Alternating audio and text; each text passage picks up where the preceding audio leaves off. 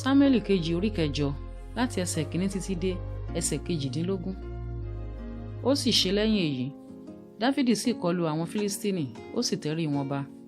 Dáfídì sì gba Mẹ́tẹ́gámà lọ́wọ́ àwọn Fílístínì.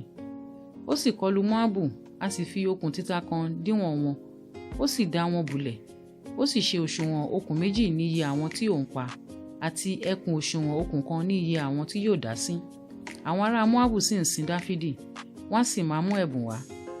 Dáfídì sì kọlu Hadadeseri ọmọ Rehobu ọba Soba, bí òun sì ti ń lọ láti gba ilẹ̀ rẹ̀ padà tí ó gbé odò Eufrate. Dáfídì sì gba 1000 kẹ̀kẹ́ lọ́wọ́ rẹ̀, àti 700 ẹlẹ́ṣin àti 1000 àwọn ẹlẹ́sẹ̀.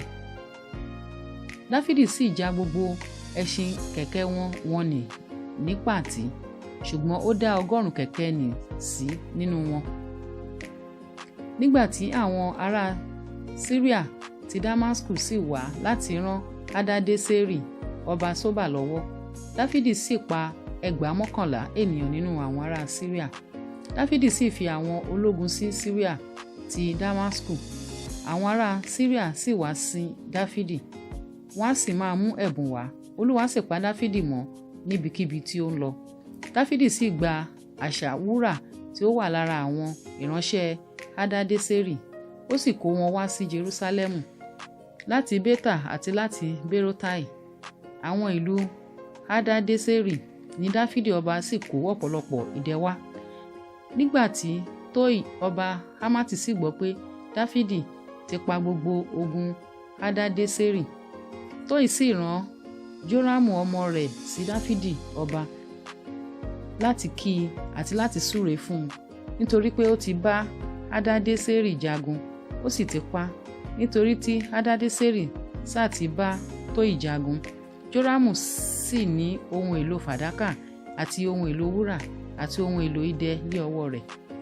Dáfídì ọba sì fi wọ́n fún Olúwa, pẹ̀lú fàdákà àti wúrà tí ó ti yà sí mímọ́, èyí tí ó ti gbà lọ́wọ́ àwọn orílẹ̀-èdè tí ó ti ṣẹ́gun, lọ́wọ́ Syria àti lọ́wọ́ Móábù àti lọ́wọ́ àwọn ọmọ Ammoni àti lọ́wọ́ àwọn Fílístínì àti lọ́wọ́ Amaleki àti nínú ìkógun Hadadeseri ọmọ Rehobu ọba Soba. Dáfídì sì ní àsìkí gidigidi nígbà tí ó padà wá ilé láti ibi pípa àwọn ará Syria ní àfonífojì iyọ̀. Àwọn tí ó pa jẹ́ 1,000 ènìyàn. Ó sì fi àwọn ológun sí Edomu àti ní gbogbo Edomu yíká, bí òun sì fi ológun sí. Gbogbo àwọn tí ó wà ní Edomu sì wá sin Dáfídì. Olúwa sì pa Dáfídì mọ́ níbikíbi tí ó ń lọ. Dáfídì sì jọba lórí gbogbo Ísírẹ́lì.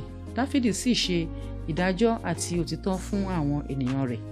Joabu ọmọ Seruah ni ó sì ń ṣe olórí ogun. Jehoṣafati ọmọ Ahiludi sì ń ṣe akọ̀wé. Àti Sadoku ọmọ Ahitubu àti Ahimeleki ọmọ Abiatari li àwọn àlùfáà. Seruah á sì máa ṣe akọ̀wé. Benai ọmọ Jehoiada ni ó sì ń ṣe olórí àwọn Kérétì àti àwọn Pérétì. Àwọn ọmọ Dáfídì sì jẹ́ aláṣẹ